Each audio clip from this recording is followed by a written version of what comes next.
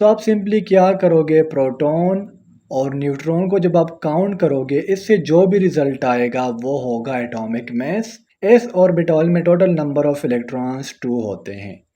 इस तरह अगर हम पी ऑर्बिटल की बात करें, तो पी ऑर्बिटल का जो शेप है वो डम्बल शेप है और उसमें नंबर ऑफ इलेक्ट्रॉन वो 6 होंगे। अस्सलाम वालेकुम। आज की इस वीडियो में इंशाल्लाह हम FNS chemistry test preparation MCQs के पार्ट नंबर 2 को डिटेल्स के साथ डिस्कस करेंगे। So without wasting any time let's start the video.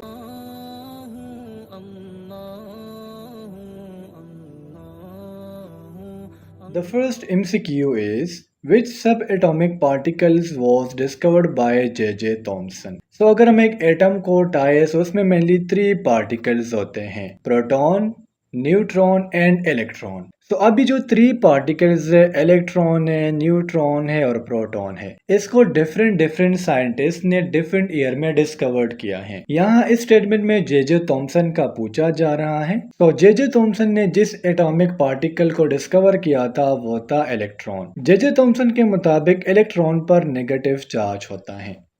Same like that अगर हम न्यूट्रॉन की बात करें, सो न्यूट्रॉन को डिस्कवर्ड किया है चार्डविक ने और न्यूट्रॉन पर कोई भी चार्ज नहीं होता, यानी न्यूट्रॉन क्या होता है, ये न्यूट्रल होता है। इस तरह अगर हम प्रोटॉन की बात करें, सो प्रोटॉन को रदरफोर्ड ने for the first time discovered किया है और प्रोटॉन पर कौन सा चार्ज, इस पर पॉजिटिव चार्ज होता है। इसके अलावा आपको ये भी पता होना चाहिए कि एक एटम के सेंटर में होता है न्यूक्लियस और ये जो प्रोटॉन और न्यूट्रॉन होंगे ये इसके सेंटर में होंगे और ये जो इलेक्ट्रॉन्स होते हैं ये इसके आउटर मोस्ट शेल, यानी न्यूक्लियस के बाहर जो हमारे पास शेल्स होते हैं ये उसमें घूम रहे होते हैं। Q number 2 is the atomic number of an element is represented by the number of. तो अगर मैं कहूँ कि ये हमारे पास एक एलिमेंट है, इस एलिमेंट के सेंटर में प्रोटॉन और न्यूट्रॉन है, यानी न्यूक्लियस में क्या क्या है, प्रोटॉन और न्यूट्रॉन है और ये इसके इर्द गिर्द है शेल जिसमें आप लोगों को इलेक्ट्रॉन नजर आ रहे होंगे ग्रीन कलर में। तो अब अगर हमने एक एटम के एटॉमिक नंबर को फाइंड करना हो तो हम करेंगे क्या, इसके न्यूक्लियस में नंबर ऑफ प्रोटॉन को क्या करेंगे, काउंट कर लेंगे। तो अगर इस एटम के सेंटर में नंबर ऑफ प्रोटॉन्स वो लेट से मैंने कहा 6 से, सो इस एटम का जो एटॉमिक नंबर होगा वो 6 होगा और एटॉमिक नंबर को हम लेटर Z से रिप्रेजेंट करते हैं। इस तरह अगर आपने एक एटम के एटॉमिक मास को फाइंड आउट करना है तो आप सिंपली क्या करोगे, प्रोटॉन और न्यूट्रॉन को जब आप काउंट करोगे, इससे जो भी रिजल्ट आएगा वो होगा एटॉमिक मास और एटॉमिक मास को हम लेटर ए से डिनोट करते हैं। MCQ number 3 is what is the shape of an s orbital. So total orbital कितने हैं, वो 4 है, s, p, d and f. फिर हर ऑर्बिटल का अपना एक शेप है। जिस तरह करंट स्टेटमेंट में हमसे पूछा जा रहा है एस ऑर्बिटल, सो एस ऑर्बिटल का जो शेप है वो स्पेरिकल है। साथ में आपको इसमें नंबर ऑफ इलेक्ट्रॉन्स भी बता देता हूँ। एस ऑर्बिटल में टोटल नंबर ऑफ इलेक्ट्रॉन्स 2 होते हैं। इस तरह अगर हम पी ऑर्बिटल की बात करें, सो पी ऑर्बिटल का जो शेप है वो डम्बल शेप है और उसमें नंबर ऑफ इलेक्ट्रॉन वो 6 होंगे। Same like that D orbital का शेप डबल डम्बल होता है और उसमें नंबर ऑफ इलेक्ट्रॉन्स वो 10 होंगे। अगर हम एफ ऑर्बिटल की बात करें तो एफ ऑर्बिटल का जो शेप है वो टेट्राहेड्रल है and the number of electrons in f orbital are total 14 electrons. तो एस शेल में 2, पी में 6, डी में 10 एंड एफ में 14। MCQ number 4 is which of the following represents an element? So first of all you have to know that what is element. Element are those substances which cannot be broken down into simple substances. And in the given option, the correct option is option D, mean O2. O2 जो है ये एक element है। बकाया अगर हम CO2 की बात करें, H2O की बात करें और H2SO4 की बात करें, तो ये कंपाउंड्स है, मॉलिक्यूल्स है, मास है Y ऑक्सीजन के। लेट्स से अगर हम H2SO4 की बात करें, तो अगर हम इस पर रिएक्शन अप्लाई करें तो H2SO4 3 कंपोनेंट्स में डिवाइड हो सकता है। एक इससे हाइड्रोजन रिलीज हो जाएगा, सल्फर रिलीज हो जाएगा और ऑक्सीजन रिलीज हो जाएगा। सो H2SO4 ये एक कंपाउंड है जबकि O2 ये एक एलिमेंट है। MCQ number 5 is which of the following is not the unit of concentration. So वैसे तो हम कंसंट्रेशन का यूनिट लेते हैं कि ये मोलारिटी है, लेकिन अगर हमने एक चीज़ की कंसंट्रेशन लेनी हो तो हम मोलारिटी, मोलालिटी और नॉर्मेलिटी ये तीनों यूज़ करते हैं as the unit of concentration. लेकिन यहाँ पर अगर हम डेंसिटी की बात करें तो इसका कोई लेना देना नहीं है यूनिट ऑफ कंसंट्रेशन से। मैं आपको जस्ट ये भी बता देता हूँ कि डेंसिटी हमारे पास किस चीज के बराबर है, ये मास पर यूनिट वॉल्यूम के बराबर है। एम मास को और वी वॉल्यूम को शो कर रहा है। MCQ number 6 says Avogadro number is the number of particles in. So the correct option is option B, mean 1 mole of a substance. अब अगर हम एवोगाड्रो नंबर की वैल्यू की बात करें तो ये एक फिक्स्ड वैल्यू है जो आपको पता होना चाहिए, और ये वैल्यू है 6.022 multiply by 10⁻23। Number 7 is which of the following is a chemical property of a substance. So अगर हम कलर की बात करें, मेल्टिंग पॉइंट की बात करें, डेंसिटी की बात करें, तो ये कुछ एक्सटेंट तक केमिकल प्रॉपर्टी तो हैं, लेकिन ये हर एलिमेंट में पाई नहीं जाती। लेकिन अगर हम रिएक्टिविटी विद एसिड्स की बात करें या reactivity with any other compounds, तो ये एक एलिमेंट की केमिकल प्रॉपर्टी है। अब आप कहेंगे कि सर रिएक्टिविटी क्या है। रिएक्टिविटी एक एटम की एक ऐसी टेंडेंसी है कि वो अपने आप में केमिकल चेंज ला सके, तो ऐसे हम नाम देते हैं रिएक्टिविटी का। और रिएक्टिविटी ये ऑलमोस्ट तमाम केमिकल सब्सटेंस में पाई जाती है। Q number 8 is which scientist propose the plum pudding model of atom. तो ये जो मॉडल है ये बेसिकली जे थॉमसन ने पेश किया था, और इस मॉडल के बाद इलेक्ट्रॉन पर नेगेटिव चार्ज है ये जे थॉमसन ने कहा था।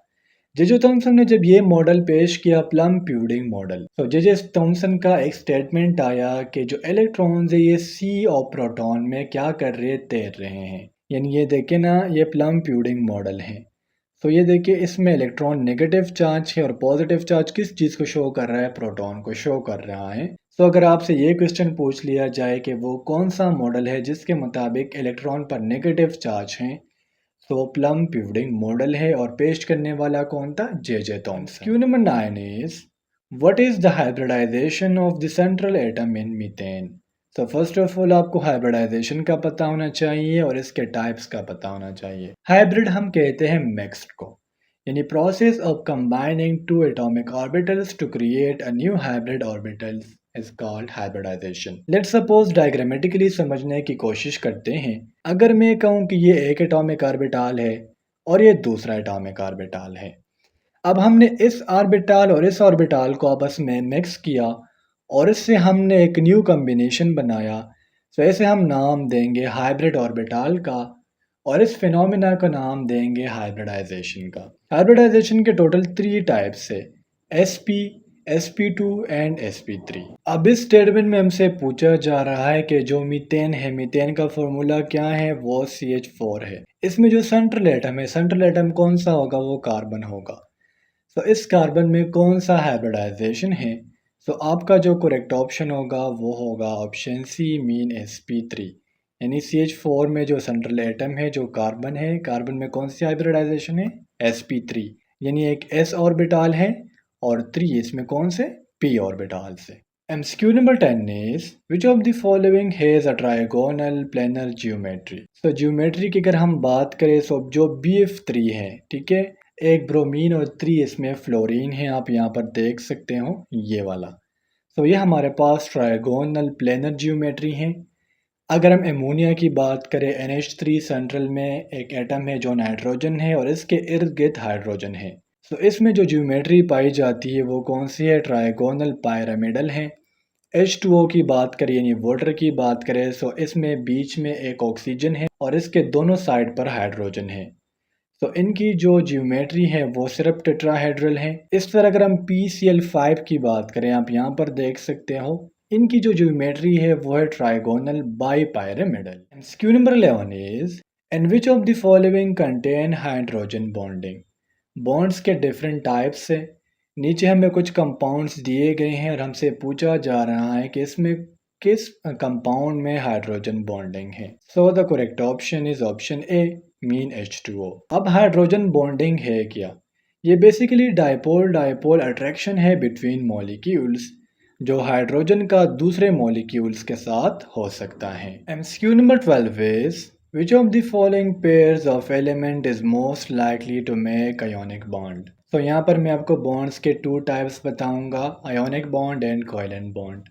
आयोनिक बॉन्ड वो होगा जिसमें एक इलेक्ट्रॉन की कंप्लीट शिफ्टिंग होती है टू सेकंड एटम, और कोवेलेंट बॉन्ड वो होगा जिसमें अगर दो एटम ने आपस में बॉन्ड बनाना है, तो अगर ये एक इलेक्ट्रॉन है तो ये इलेक्ट्रॉन उन दोनों के पास होगा। सो आयोनिक बॉन्ड में कंप्लीट शेयर ऑफ इलेक्ट्रॉन, जबकि जो कोवेलेंट बॉन्ड है इसमें म्यूचुअल रिलेशनशिप के दरमियान जो है वो इलेक्ट्रॉन प्रेजेंट होंगे। गिवन ऑप्शन में अगर हम सोडियम और क्लोरीन की बात करें तो इनके दरमियान एक आयोनिक बॉन्ड है। यहाँ पर देखिए बॉन्ड की फॉर्मेशन में आपको समझाता हूँ कि कंप्लीट शेयर ऑफ इलेक्ट्रॉन कैसे हुआ।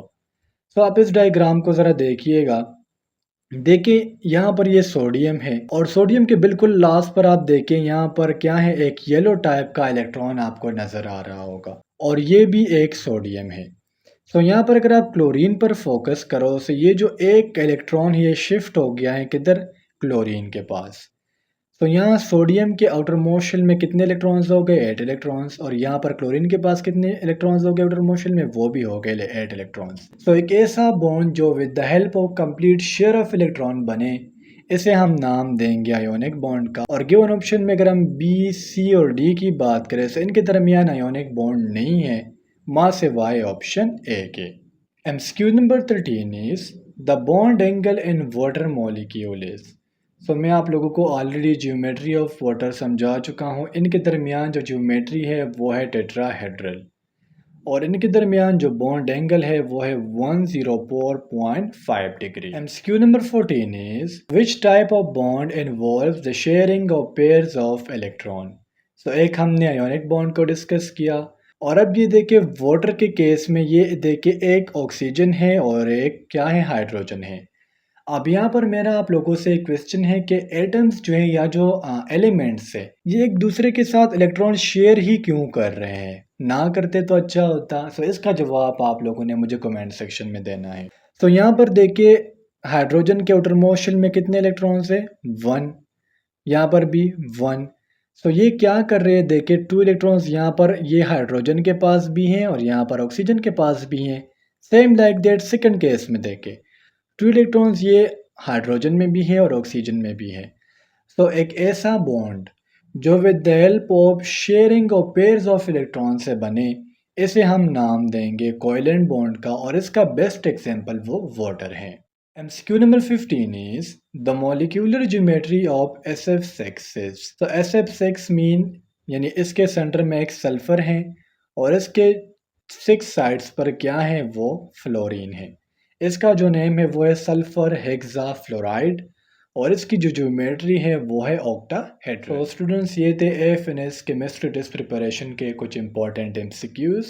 उम्मीद करता हूँ आपको आज की एमसीक्यूज की समझ आ गई होंगी।